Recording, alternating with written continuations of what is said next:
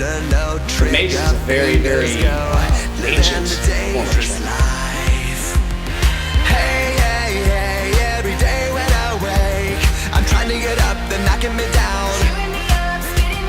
Hey, hey, hey, when I need to be saved. Metaholic Fitness here with Strict Vision. Can you just tell me more about like how it all came to be, how long it took, your journey? It's been from start to finish probably about a 10-year journey. I started out training at a group called Performance Enhancement Professionals up in Scottsdale. I trained under a guy's name's Ian Danny, and he pretty much taught me the ins and outs of the business, both as a client and as somebody who sort of, did hands-on with the actual athletes themselves. From there, I took the concept of, the high-level, one-on-one, personalized, really intensive training, and brought it to the Gen Pop. I wanted something that people could come to that you didn't have to pay an arm and a leg for. I wanted something with the same level of not just the equipment but the programs, the one-on-one aspect, and just there's a lot that's done at the highest level that really is not implemented at the normal basic level. So this was kind of the culmination of that, and it's been about 6 years now I've been in here in the garage. So have you always been like really fit already?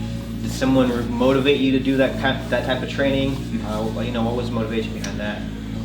Were you super scrawny at one point? Yeah. Oh, for sure. Oh yeah, man. I was 125 pounds in high school ish, going into 9th, 10th grade. I was a wrestler and a gymnast when I was younger. So gymnast. Yeah, I wasn't at all a bigger type guy. But no, the big motivating factor. I grew up in a very active family. My dad was an athlete. All my siblings were athletic. Both of my brothers college basketball players and whatnot. But it was a very competitive atmosphere that I found my niche for training probably around the time I was 17, 18 years old. Really kind of found out that, I really do enjoy it, and I enjoy learning about it and teaching it. And that's ultimately what I studied in college, and just kind of what's, translated to today. And, you gotta love what you do, and you gotta really appreciate it in order to like studying it. And that's one thing that I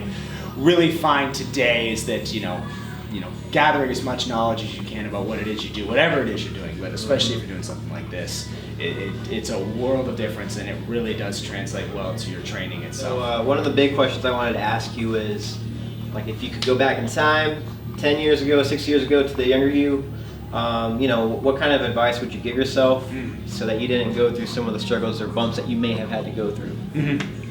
That's a good question. If I could go back and tell myself, with regards to training itself, there's a lot of things that, when you're younger and, you feel that you're invincible and you can't break, and patient. There's so much that, and you don't know what you don't know. There's no real way you can fault yourself for doing things incorrectly in the beginning, because no one's not, at least until someone teaches you to do them correctly. One big thing that I probably would go back and tell myself with regards to training is to write stuff down. That's a big thing that I find even today in the professional sphere. Like, so many trainers, the detailed calculation of every single time you touch a weight is not something that's really done all that much. Some people do it, and oftentimes people have an idea of, maybe they've even selected a body part, or they know what they're going to do today, and they've got a plan. Maybe they do have it written down, but sticking with it and really analyzing. I'm a numbers person. I love calculating where a client's been and where they're going, and that's why the mobile app that I use is so helpful. Because it's not just a week-to-week check-in for me as the trainer to see, okay, hey, they only did 10 reps last week, this week they got to do 12. But it really does form a cumulative analysis of where you are from day 1 to day 300, whatever it is. And that's something that I definitely didn't do when I was younger. Didn't write anything down, kind of went in the gym and just spitball, hey, I'll do that and that, and that's maybe me. That. But that's a big thing that I find today that everybody, and trainers especially, should definitely make sure their clients are doing. Yeah, I've definitely done that a lot before. I learned that I gotta write it down. Otherwise, you do the same weight every time, the same reps every time. You gotta gradually progress. So I see where you're coming from. And you'll plateau. Yeah. You'll do the same thing over and over and over again, or you'll do something wrong, like not having any consistency. My programs are on 4-week cycles, and that really is kind of the perfect time frame. If you're doing the same workouts Monday, Wednesday, Friday, splitting up body parts, but you're doing them 4 weeks in a row, the exercises inside of those workouts are going to hit your muscles in a very, very specific way. And if you do that 4 weeks in a row, you're going to build those muscles to their capacity. Then after 4 weeks, you switch. Okay. So you don't plateau, because you're not going 5, 6, 7, 8, 9 weeks. You're stopping at 4, and you're utilizing those 4 weeks. You're not just going in 1 week and be like, all right, I'll do the hack squat and then forget about it and not come back for 3 months. It's a very, very specific song and dance that you kind of have to do. And everyone's different, but as a general rule of thumb, I find that that's kind of the best way to structure a workout program. A couple more questions, then we can get this hit. You said hit workout is what we're gonna do? Okay, yeah. That's my favorite style of workout. Oh yeah. As of recent. But I do want to ask, is there any fitness myths that you would like to debunk? Because I know a lot of myths are out there and people are passionate about them and Yeah. truly believe them, that that you kind of got a pet peeve of maybe. Yeah. Oh yeah, for sure. The first one that comes to my head, the biggest myth that I find that people sometimes buy into is that somehow men and women need to strength train differently. Oh, okay. That somehow guys and girls are somehow different, and that we can't, you got to do different exercises, and maybe girls shouldn't do shoulders, and it's a very weird. I don't really know kind of where it came from. I suppose it came from body image, societal ish, but the fact of the matter is, we're all anatomically human. Strength training is strength training. They make different weights for a reason. Obviously, a man and a woman, they're going to do different weights when they do the exercises. But no, I train a lot of husband, wife, boyfriend, girlfriend. It's not a problem. You can do the same strength training, both men and women. So we're gonna do a conditioning day. Okay. And what I like to do for conditioning days, I like to set up 2 or 3, maybe even 4 stations, wherein you have 3 to 4 sets per station, all back to back, all done for time.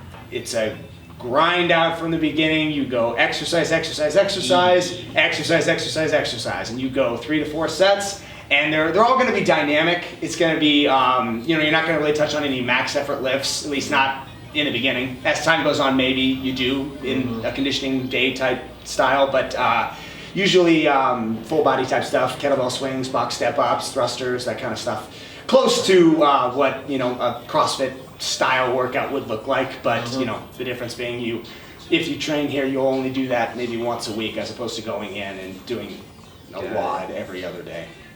I'm ready, I think. Yeah. Let's Ready? do it. Yeah, let's do All right. it. Let's do it. Make me feel invincible, earthquake powerful, just like a tidal wave. You make me brave. You're my titanium fight song, raising up like the roar of victory in a stadium. Who can touch me? 'Cause I'm. Who can stop me tonight? You make me feel invincible.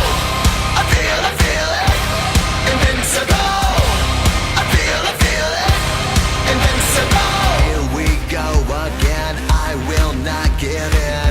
I've got a reason to fight. Every day we choose, we might win or lose. This is the dangerous life.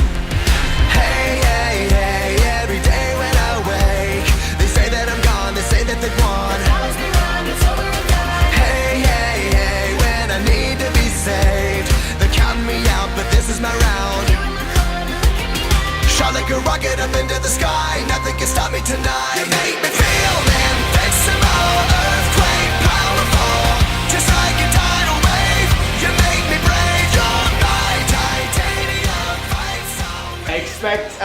Expect it to be made more for you than you think. It's just you. It's your program. So whatever level you're at, I've got people in their 60s, people in their teens, diabetics, paraplegic. I trained for a while. I trained just about everybody. Everybody's at a different level.